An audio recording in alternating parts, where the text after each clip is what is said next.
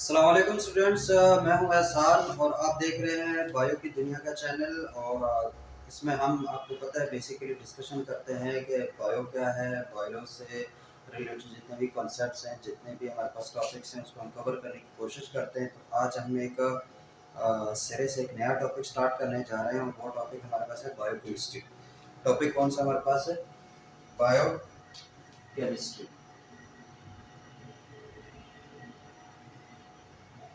अब इस टॉपिक से एक चीज़ हमें समझ आ रही है कि इसमें हम बेसिकली दो चीज़ों को इन्वॉल्व कर रहे हैं। एक हम इन्वॉल्व कर रहे हैं बायो को, दूसरा इन्वॉल्व कर रहे हैं केमिस्ट्री को। अब देखो, अगर सिंपल सिंपल इसको देखा जाए तो बायो क्या है? बायो हमारे पास डील करती है लाइफ को। किसको डील करती है? लाइफ को, या फिर लिविंग ऑर्गेनिजम्स को।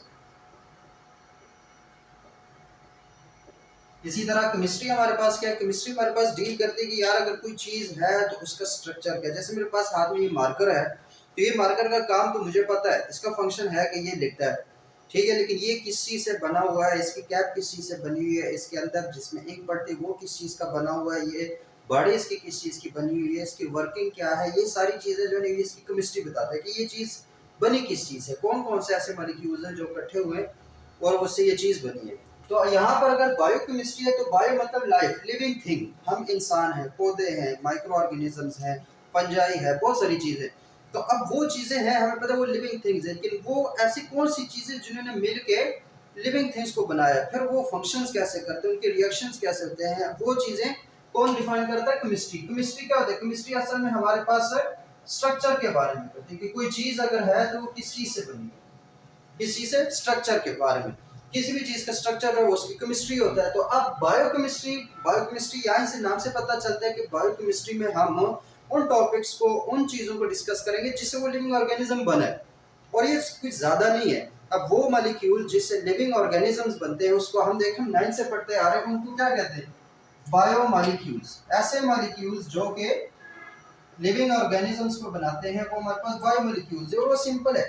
देखो, कार्बन है, hydrogen, nitrogen, oxygen, phosphorus, sulphur, 90% से ज़्यादा तो ये हमारे पास बना देते हैं। बाकी पीछे रह जाते हैं कुछ मिनरल्स, ट्रेस एलिमेंट्स, जैसे कि हमारे पास वो मुख्तलिफ काम करते हैं। मैग्नीशियम हो गया, सोडियम हो गया, आयरन हो गया, और काफ़ी तकरीबन जो हमारे पास मिनरल और मेजर, जो मिनरल्स हैं मेजर और माइनर, उनको मिला लें तो हमारे पास टोटल कोई 16 एलिमेंट्स बनते हैं। उसमें भी मेन एलिमेंट जो हमारे पास है carbon, hydrogen, nitrogen, oxygen, phosphorus, sulphur, ये मेन इंपॉर्टेंट है। तो ये मॉलिक्यूल्स आखिर कैसे मिलते हैं, इनका काम ये कैसे मिलके हमारे पास एक लिविंग ऑर्गेनिज्म को बना देते हैं, एक जानदार चीज़ को बना देते हैं। इसमें ऐसी क्या खुसूसियात हैं, ये किस बॉन्ड से मिलते हैं, किन रिएक्शन से मिलते हैं, फिर इनसे जो चीज़ें बनती हैं वो क्या रिएक्शंस करते हैं, उसके क्या बायोकेमिकल रिएक्शंस हैं, वो सारे हम किस चीज़ के अंडर लाते हैं? हमारे पास बायोकेमिस्ट्री के। तो जब भी हम किसी चीज़ को जानना शुरू करते हैं तो सबसे पहले हम ये पता लगाते हैं कि वो चीज़ बनी कैसे।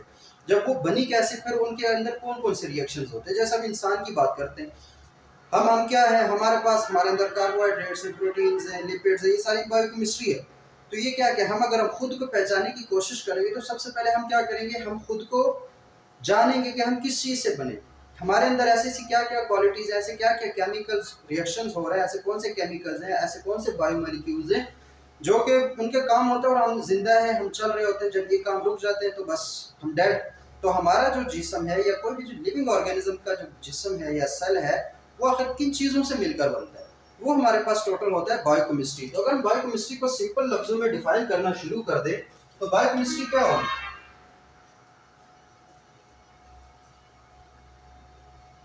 बायोकेमिस्ट्री हमारे पास होगी the science, the science which deals with what? With structure of chemical structure। दूसरा क्या है? उसकी प्रॉपर्टीज। तीसरा क्या है? उसके फंक्शंस।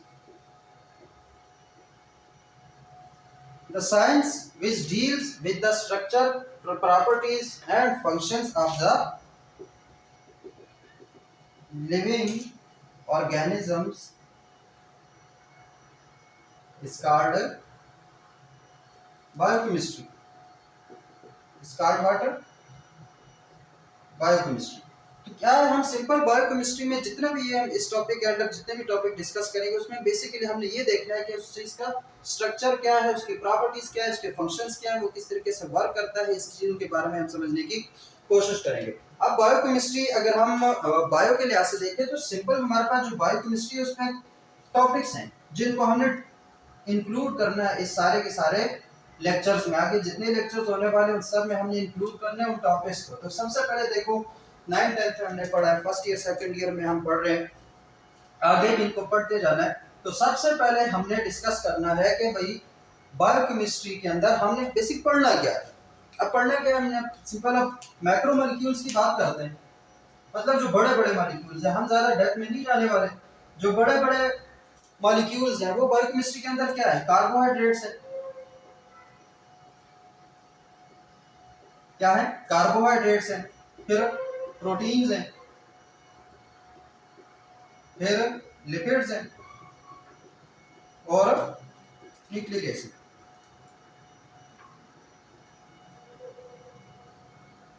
ये चार ऐसे मेन हमारे पास आगे टॉपिक बनेंगे। ये चार चीजें जो कि हमारे पास मेन बायोकेमिस्ट्री में इन्वॉल्व होती हैं, कहीं पे कार्बोहाइड्रेट्स, प्रोटीन्स, लिपिड्स और न्यूक्लिक एसिड, ये सारी चीजें मिलके और उनके साथ जो काफी रिएक्शंस होते हैं और हमारे पास एक पूरा लिविंग जो ऑर्गेनिज्म है वर्किंग कर रहा होता है, उसकी बॉडी बनती है, उसका सब कुछ बनता है।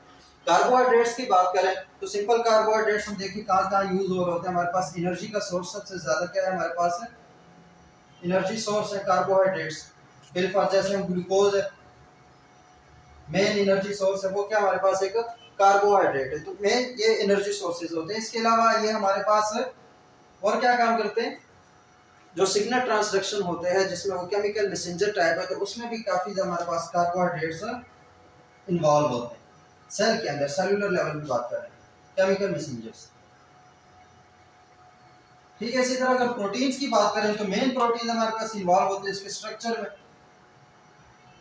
जैसे कि हमारे ड्राई वेट का 50% से ज्यादा जो है हमारे पास वो क्या है, प्रोटीन्स होते हैं। तो मेन हमारे पास स्ट्रक्चर में इन्वॉल्व होता है। इसी तरह लिपिड्स है और न्यूक्लिक एसिड। न्यूक्लिक एसिड हमारे पास जितने भी हेरिडिटरी मटेरियल है जो हमारी इंफॉर्मेशन को स्टोर करता है वो क्या है, हमारे पास न्यूक्लिक एसिड होता है। न्यूक्लिक एसिड के अंदर नाम सुना होगा, आरएनए भी है, डीएनए भी है, एटीपी है, एडीपी है, उसके बाद एनएडीपीएच है,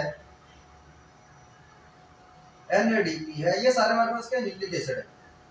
इसी तरह हमारे पास ग्लूकोज है, फ्रुक्टोज है, हमारे पास गैलेक्टोज है, सुक्रोज है। अब ये सारी चीजें क्या है हमारे पास, ये तो बिल्कुल मोनोमर्स है ना, ये हमारे पास कार्बोहाइड्रेट्स आते हैं। प्रोटीन्स की बात करें तो primary protein, secondary protein, tertiary protein. इसमें मेन एग्जांपल अगर एंजाइम्स की बात करते हैं तो एंजाइम्स के सबसे बड़ी इंपॉर्टेंट है। बाकी जो स्ट्रक्चरल प्रोटीन हमारे पास होती है वो हमारे साथ प्रोटीन होती है। इसी तरह लिपिड्स की बात करें तो फैटी एसिड्स, फैटी एसिड्स हमारे पास मेन लिपिड्स हैं। उसके बाद ग्लिसरॉल है, उसके बाद कोलेस्ट्रॉल और ये सारी चीजें, वैक्स है, ये सारे हमारे पास क्या है, लिपिड्स और न्यूक्लिक एसिड के बता दिए। तो हम बेसिकली जो इस प्लेलिस्ट में शुरू कर रहे हैं, हमारे पास सिर्फ इंट्रो था कि हम बायोकेमिस्ट्री को क्यों पढ़ना चाह रहे हैं, कि हमारे पास जो बेसिक मॉलिक्यूल्स होते हैं, ये जो कार्बन, हाइड्रोजन, नाइट्रोजन और ये सारी चीजें हैं, फास्फोरस और सल्फर, आखिर ये कैसे मिलते हैं और इनके मिलने से मतलब इतने बड़े लिविंग ऑर्गेनिज्म जैसे कि इंसान है या जो प्लांट है या जो मैमल्स हैं, जितने भी हमारे पास लिविंग ऑर्गेनिज्म, वो आखिर वर्किंग कैसे करते हैं, इनमें ऐसी क्या खास बात है, किस तरीके से आपस में जुड़ते हैं। तो उस चीज की वजह से हम बायोकेमिस्ट्री को सबसे पहले स्टार्ट करेंगे। तो आज के लेक्चर में सिर्फ हमें ये पता होना चाहिए कि हम बायोकेमिस्ट्री में बेसिकली पढ़ने क्या वाले हैं। तो हम कार्बोहाइड्रेट्स पढ़ेंगे, प्रोटीन्स पढ़ेंगे, लिपिड्स पढ़ेंगे, न्यूक्लिक एसिड्स पढ़ेंगे। फिर आगे वन बाय वन हम इसमें अंदर चले जाते हैं कि एनर्जी सोर्स कैसे है, मैसेंजर्स कैसे हैं, इस ग्लूकोज का स्ट्रक्चर क्या है, फ्रुक्टोज का क्या है, गैलेक्टोज का क्या है, ये सारी चीजें हम आहिस्ता आहिस्ता इंशाल्लाह सब कवर करेंगे। इस तरह प्रोटीन की स्ट्रक्चर है तो प्रोटीन के बेसिक स्ट्रक्चर आप देखिए, सिंपल अमीनो एसिड होता है। वो अमीनो एसिड किस तरह के रिएक्शंस करते हैं और हमारे पास इतने बड़े बड़े प्रोटीन्स बना देता है।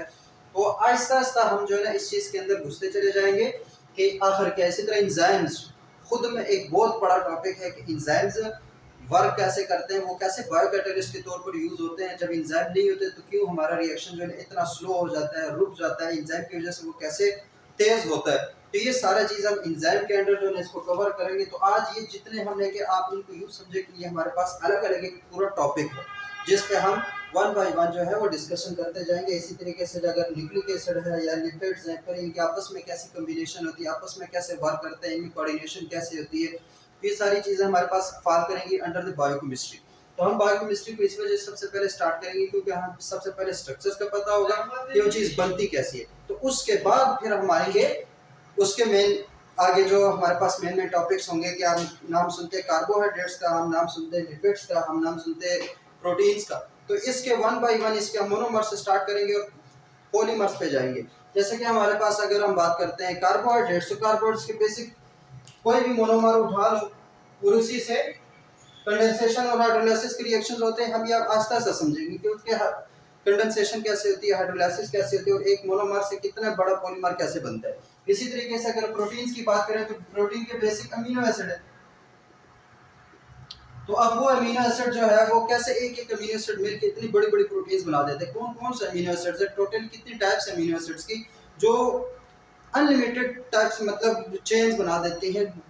हर पूरे का पूरा जो हमारे पास गोश्त है वो सारा का सारा प्रोटीन है।